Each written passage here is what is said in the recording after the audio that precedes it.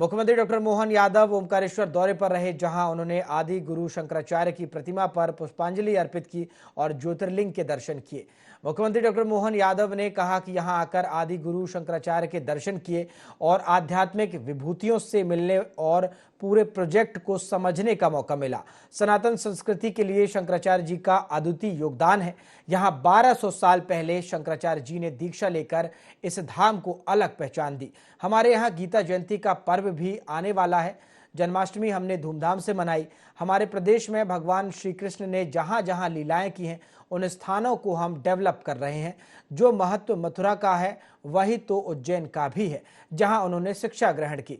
हमने अपनी संस्कृति के सभी त्योहारों को धूमधाम से मनाने का फैसला लिया है।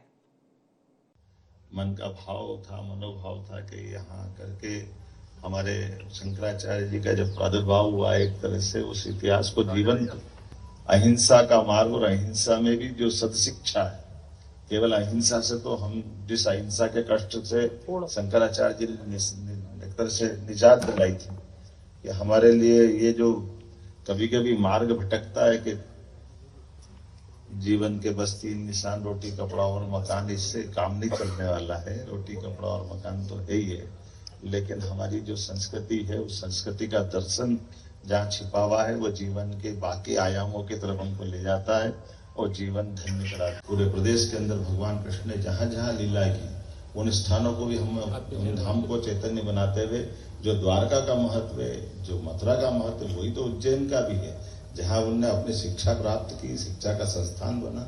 आचार्य सांदीपनि का वो अद्वितीय योगदान है, तो हम उसको कैसे भूल सकते हैं। इसलिए एक तरह से मान के चलो कि भगवान कृष्ण अगर मथुरा से उज्जैन नहीं आते, तो हो सकता गीता सामने नहीं आती, क्योंकि वो आश्रम का प्रसाद है कि पवित्र गीता, वो हम सबके बीच में, उसको भूलना नहीं है, स्मरण रखना है।